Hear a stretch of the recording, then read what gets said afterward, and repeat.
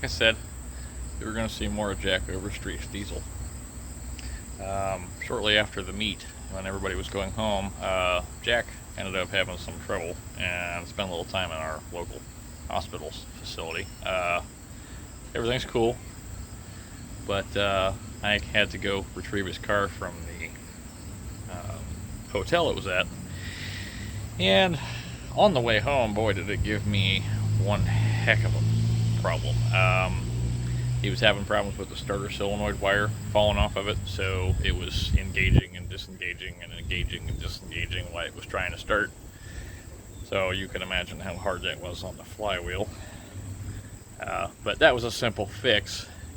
The problem that came later was the fuel issue, and it rose right after I left the hotel with his car. And I lost count of how many times I had to pull it over on the way to get to the freeway. And then it died on me once on the freeway, and then I managed to get it from where it was at to my house where it sat until the following day. So here's a little bit about that. Alright guys, we had an unfortunate issue. He's okay, but Jack is at the hospital right now. Nothing really to worry about as far as I know. He wasn't divulged exactly what was wrong, but I got from the clerk at the desk that had the keys for his car that it may have been he didn't bring enough of his meds for the weekend. But either way, however, whatever's wrong, hopefully he gets better soon. But I am picking up the car, and the starter issue he was having with it turned out to be a solenoid wire down there that was loose. As soon as I put the solenoid wire back on it, the starter acted perfectly fine. Car fired right up. The problem I'm having with it right now is I run down the road, and it's like running out of fuel, as if the fuel pump's going bad, but it doesn't have a bad fuel pump. It sits here and idles all day long, but I had to prime this, and I know I shouldn't have to prime it. And every time it's died now, I've had to prime that to get it to fire back up. So. Well, I got it going. I'm pretty sure it's the fuel filter. I got it out of here on the highway, and it started to try and die on me, and I just flat held it to the floor, and it choked and spit and sputtered and smoked, and then it cleared up, and it's running fine. So we're going to get it up here to my house and go over it, see how it's doing. But yeah, it's going. Hopefully it makes it. I've only got about 8 more miles to go, so. All right, well, that was certainly an experience. Also, these diesels, even with the automatic, I'm telling you right now, are not that slow. This is perfectly acceptable by most economic car standards. But really, not too bad, other than it was running out of fuel. But here it is, at my house, safe and sound. So I'll probably fix the wire permanent on the starter tomorrow, and then see if I can get a fuel filter for it here local. Otherwise, you got to pull over every so often, and you got to give it CPR there at the pump, or at the filter housing. So I'm gonna make my way in here and check in with the missus, and everything is hunky-dory. So as soon as Jack is ready to come get his car, we'll have it ready. Oh, thankfully this car is stupid clean, and this tank is gonna drop real easy.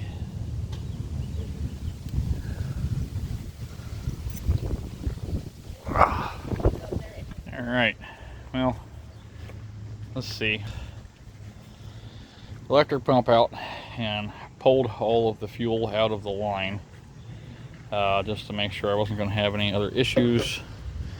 And we've got the filter head needs to be taken apart and cleaned out. I did notice when I was pulling fuel that I had air in the fuel, so I believe it's pulling air through the line somewhere. And that's where we ended up dropping the tank, and I dropped the World's cleanest looking stock Chevette tank out I've ever dropped. Man, Southern cars, I'll tell you.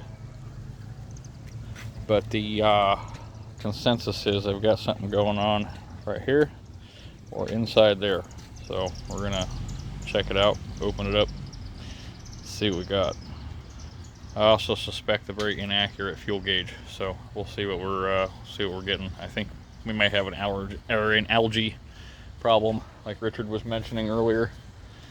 So I'll get this opened up and we'll see what we can find. All right, so I pulled that out, and the first thing I did before I pulled that out is, if you have compressed air, blow all the junk out from around the ring. I didn't have air that would reach out here, so I used brake press cleaner and just flushed it out, especially since this is a nice rust-free Southern car. All that was in here was some Texas dirt.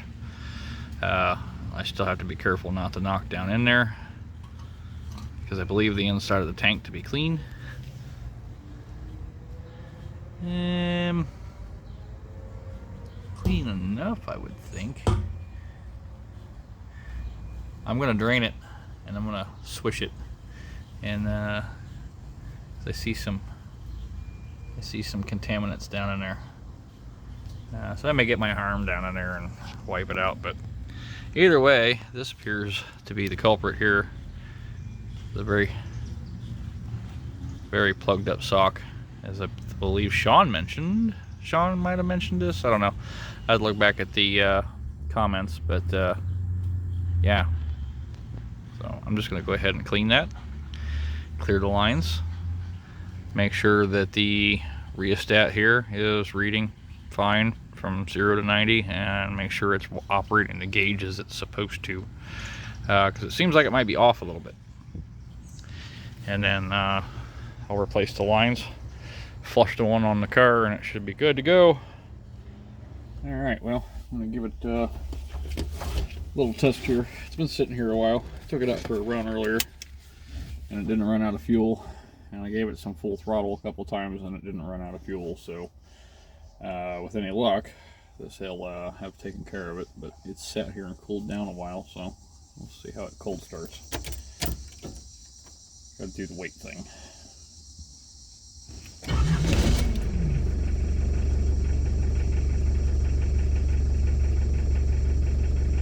That wasn't bad at all. Let's go for a drive. I gotta put some fuel in it.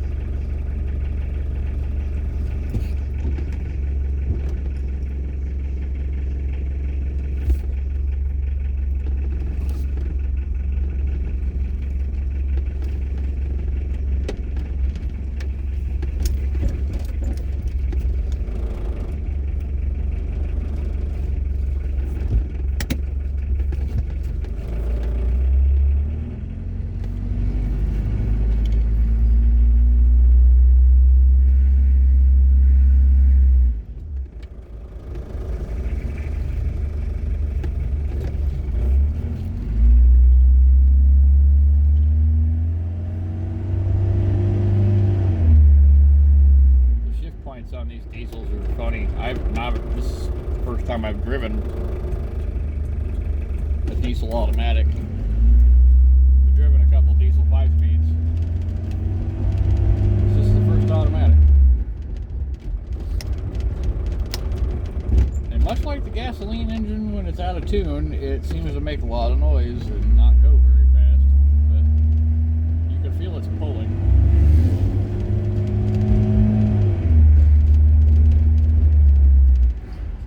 Car by any means.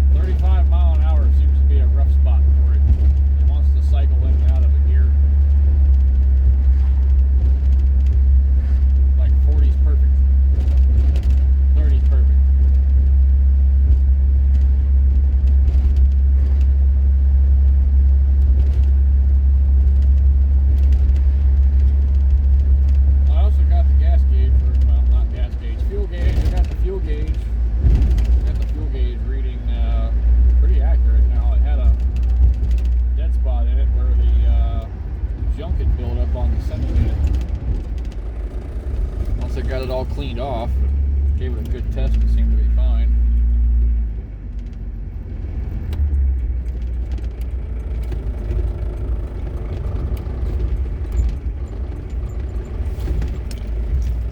I remember, I gotta go up to the diesel pump.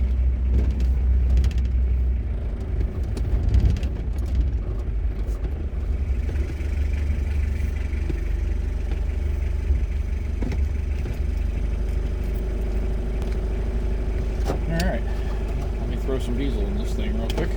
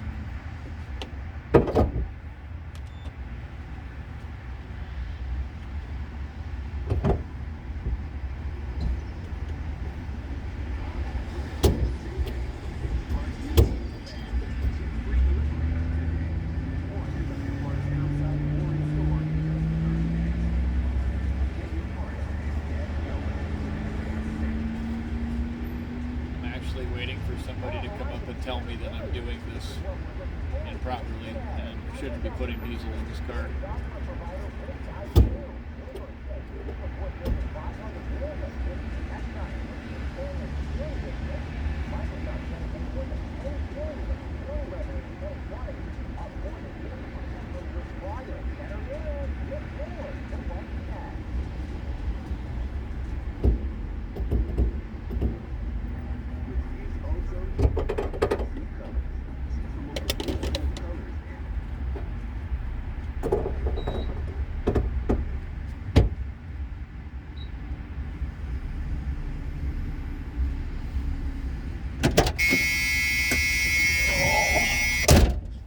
Got people looking at me funny, like, why is he over there with a Chevette diesel pump?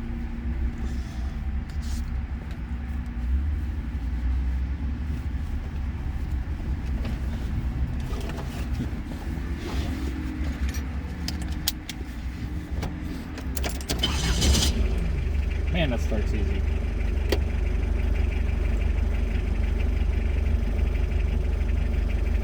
All right, let's take it up the highway. I'm going to see if I can position this so we can also see the speedometer climb.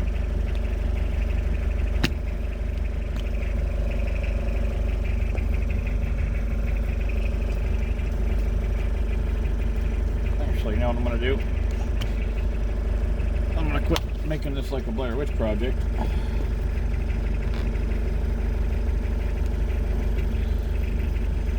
Then when I go to get on the highway here, just kind of do a no-no. I'll put it in my hand and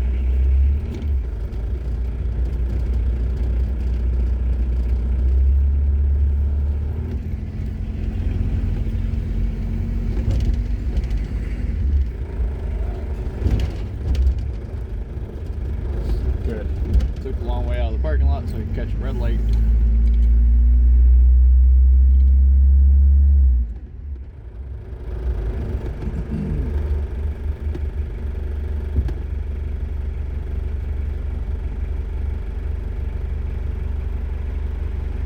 We're going to sit here a minute. This light takes just a minute.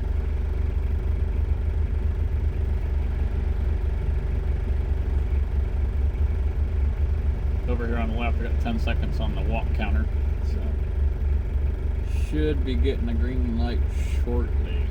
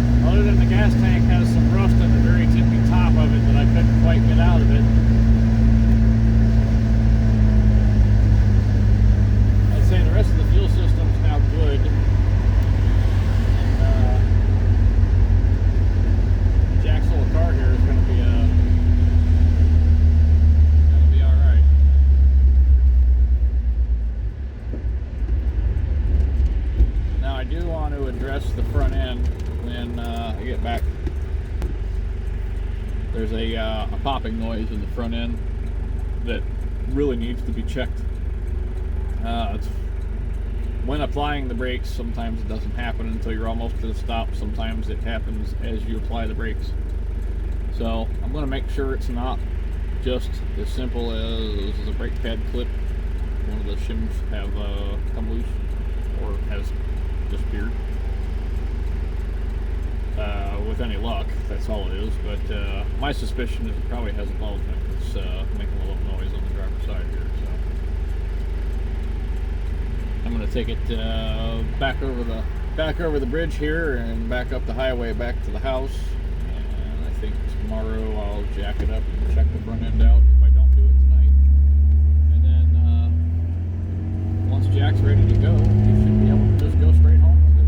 Shouldn't give him any more issues. Oh, did you hear the clunk? Did you hear the pop? Definitely heard it that time. And I know the car's got some camber issues up front. It's not wearing tires funny, but the camber is definitely obvious. Top of the tires lean in. And that's not uncommon for these cars, for the control arms to be a little bent. But it's also not uncommon for the upper ball joint to be out of adjustment.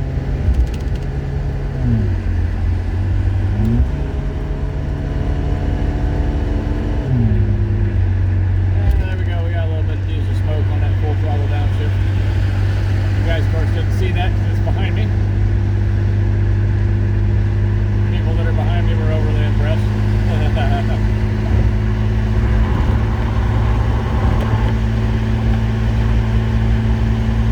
And again, it's not winning races, but I would drive it. I would drive it often.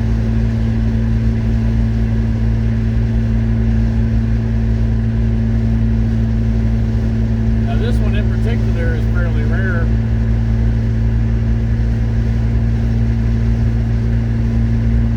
Just because it's a diesel, but it's also an automatic. It's a two-door, but it has air conditioning, which of course would have been a dealer added option for this particular car because they don't come factory that way.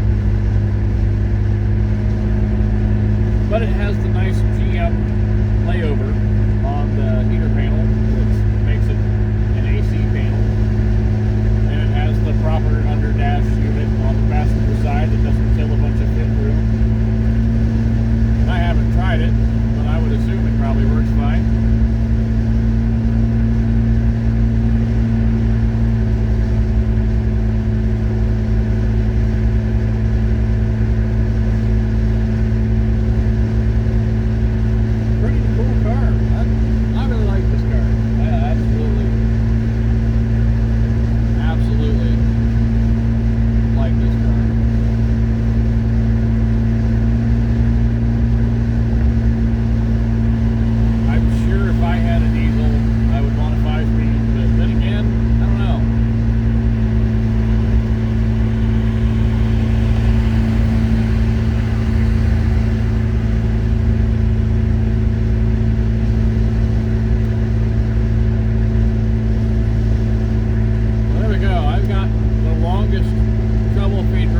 Trouble-free drive out of it yet. So I think we're solved. I think Jack will be able to take it home without an issue now. Not too bad considering. I think it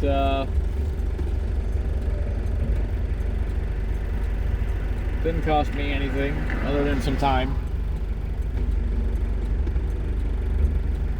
I'm happy to do it. Anytime you guys come to my meets and you have breakdown issues, I'm willing to help get you going. Parts, you got to cover parts, but I'm willing to help you get going since you came to my meet. And that's kind of how we are with Jack here. Jack left me a couple bucks to have his car towed wherever it needed to get towed or store it. And I'm not going to charge the man to store the car, especially given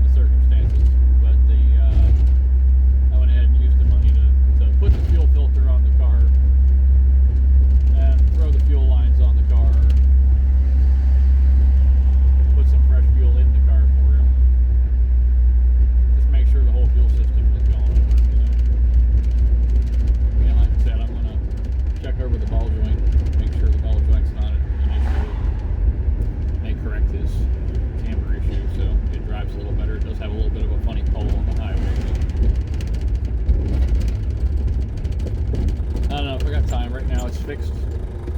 It's ready to go, and I hope everything is cool with Jack. I haven't heard anything from him yet, but I'm about to give him good news. So hopefully I'll be hearing some good news from him. So you guys stay tuned.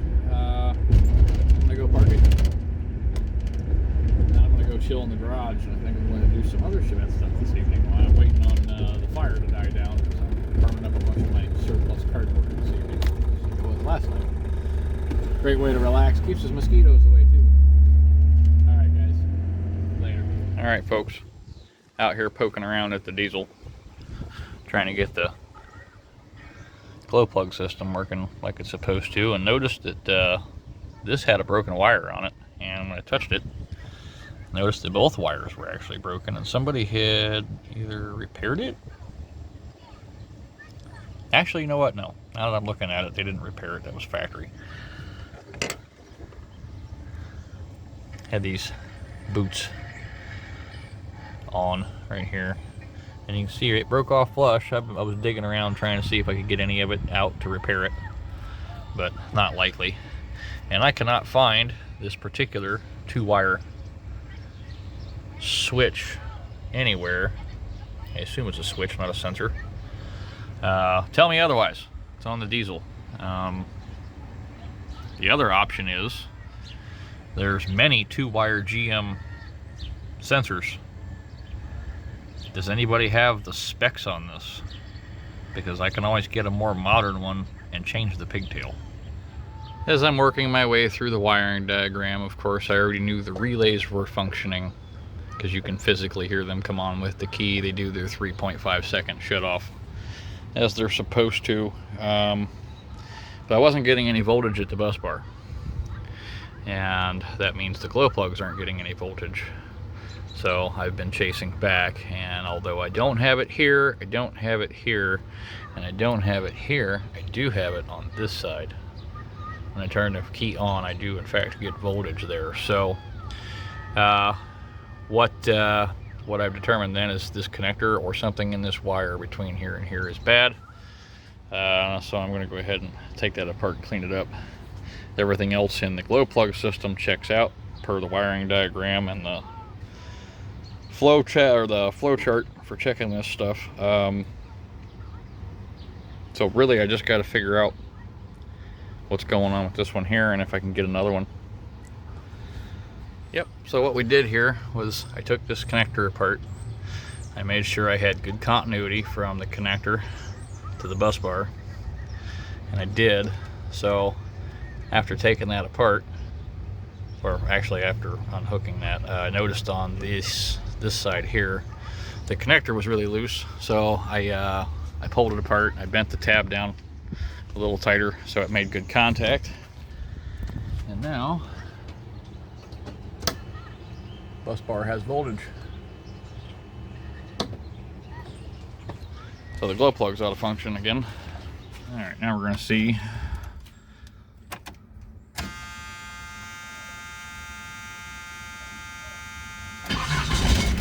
Oh, that's so much better. That is so much better. This thing cranked for 15 minutes yesterday before I could get it to fire up. Glow plugs make a big difference. Perfect. All right, so that's all taken care of. I'll put a little dielectric grease on that. I'm gonna put a clip on his door handle so it quits falling off, and then I gotta redo his wheel bearings because this side's got a bunch of play in it, and this thing's 100%. All right, and as you see, everything worked out. It was good. I didn't have time to address his wheel bearing issue. However, ball joints ended up being fine. He does need a bit of an alignment, but right now he's back up in Michigan, hopefully enjoying the car, and with any luck, we'll see him and his car back at the meet for 2022.